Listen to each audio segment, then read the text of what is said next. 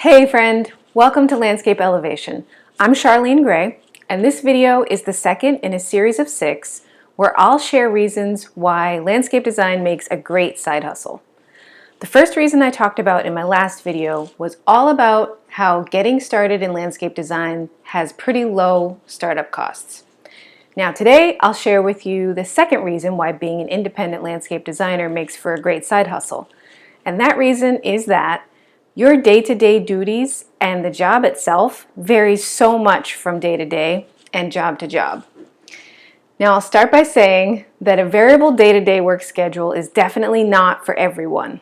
Some people prefer to have a set list of things to do when they sit down to work and just do those things, nothing more, nothing less. You know, clock in, do the work that's listed in your job description, and then clock out. For me, and for some other people out there, I don't know, maybe you, doing different things on different days is invigorating. And in landscape design, these different things usually involve employing your creativity. So that's a bonus if your work varies day to day and you get to be creative on some of those days. Now, I'm not going to lie, the never a dull moment way of living in your job does come with challenging situations sometimes where you have to make sometimes quick and tough decisions, but trusting that you are capable of figuring out a way through the challenge just increases the confidence you have when it comes to figure your way through the next challenge. And let's face it, we're not growing if we're not pushing against a challenge. So here are 3 big ways, kind of overarching ways, that the work you do as a landscape designer varies depending on the day, and each of which set the stage for a great side hustle and, of course, career. So the first one is you get to work independently. Working as a solo landscape designer, you get to focus on the task at hand, let your creativity flow, and just get the job done, or at least make progress in any direction. What you won't have is those common workplace interruptions from coworkers, bosses, etc. That's not to say that you may not have email, text messages, and social media stuff interrupting your flow state, but that's all on you because that's all within your control. If you don't want those digital interruptions coming in, then it's up to you to simply manage your notifications. And obviously, managing your notifications is 100% within your control. What is also 100% and totally within your control is keeping the ball rolling on your design jobs, putting your best efforts into your jobs, and then bringing home the income. And that's what makes a side hustle really worthwhile. So if you're someone who is motivated by the ability to focus, be creative, work independently, get work done, keep work moving forward, and getting paid for doing so, while working independently, landscape design could be good for you.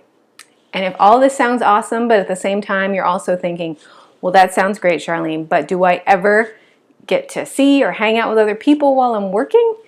The answer to that is yes. And this brings me to my second way in which landscape design work varies day to day. So as a landscape designer, you also get to work collaboratively with people and contractors in closely related industries. Working on residential properties, landscape designers are just a piece of the overall puzzle. So during that new construction or remodel, there are building architects, site engineers, landscape contractors, building contractors, plumbers, electricians, irrigation specialists, and the designer of the landscape can, and in my opinion should, be involved with decisions and final placements of features and utilities that are technically another professional's responsibility, but that the landscape designer has to deal with in the landscape. So, but it's the collaboration with these other professionals that turns just a slap together, okay, finished project into an amazing environment that your clients will be able to intuitively enjoy and use because every bit and piece of that property was thought about and planned to play together it's as if the buildings and that landscape on the property were in a symphony orchestra together.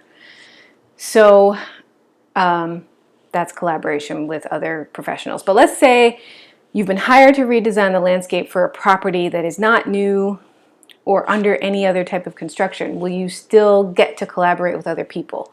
To a smaller extent, but the answer is still yes.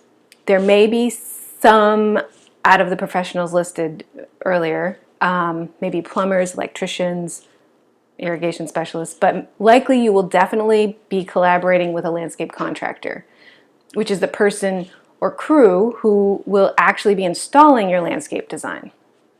Now, sure, when you're first starting out, you may be able and want to install your own landscapes, but as your business grows, it may work better for your bottom line to outsource the installation to a professional contractor, landscape contractor.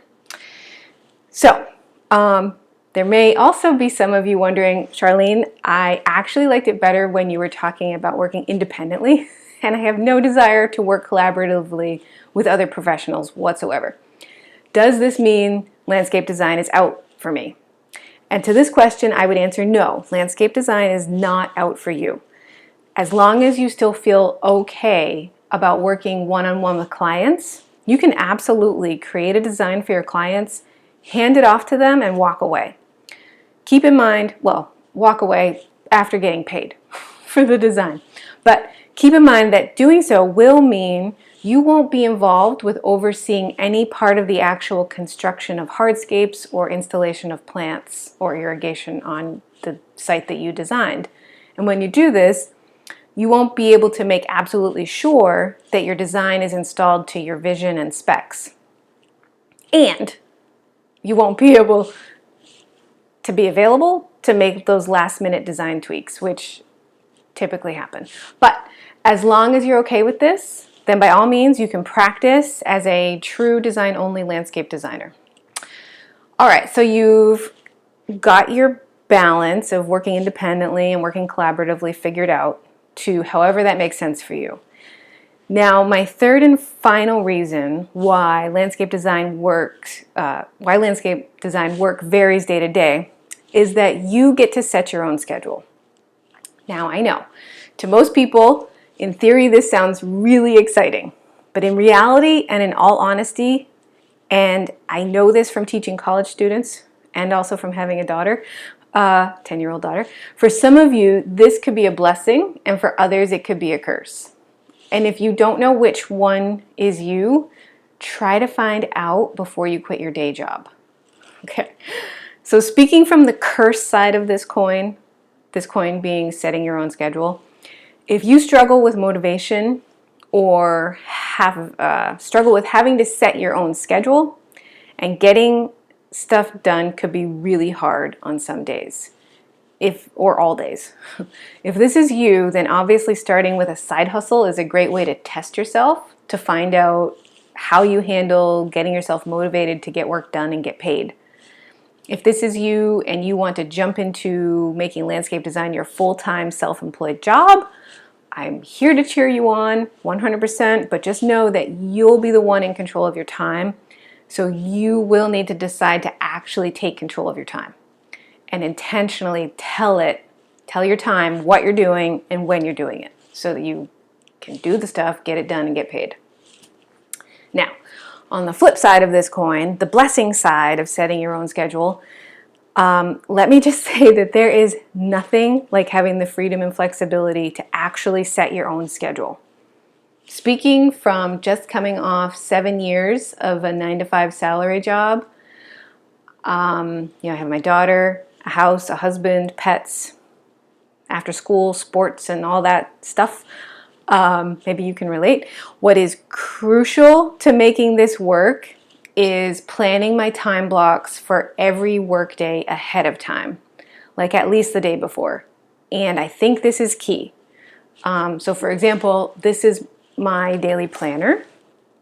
I won't show you all that it says. And yes, I have very messy handwriting, but this runs by the week, and every day ahead of time, I write what I'm doing during the time blocks I have open for the next day. And this is how I stay on track. I can keep jobs moving forward when it works for me. I can schedule meetings and appointments when it works for me. I can go for a hike when it works for me. And I can go to the grocery store when it works for me. I no longer have to go to the grocery store after work or on Saturday mornings with the rest of the world. It is amazing. I get to go either first thing Friday morning before anyone is there, and that's just when I plan that into my day, and then the rest of the day I block out the times where I need to keep projects moving forward. So basically, there was a pattern there. Maybe you noticed it. The pattern is when it works for me. Setting your own schedule is a lot like you owning your job and your income rather than your job and your income owning you. And so, for these 3 reasons that I just talked about, the nature of an independent landscape designer's schedule and workload varies day to day, making it a great option for a side hustle or career change. And again, these 3 reasons were and are being able to work independently while also having the choice of working collaboratively, and best of all, if you have the self-discipline, being able to set your own schedule. So there it is. Thank you so much for watching. If you're considering diving into landscape design, you're welcome to download my Getting Started guide from my website. Find the link below. It's completely free. And also, hey, if you are considering starting or have already started a landscape design side hustle or business, I would love to hear about what you've had success with or what you're toiling with. And if you're willing to share, please do so in the comments. This helps me understand your needs, and it helps our landscape design community as a whole. So thank you again, and I'll see you in part 3 of this video series very soon. Bye for now.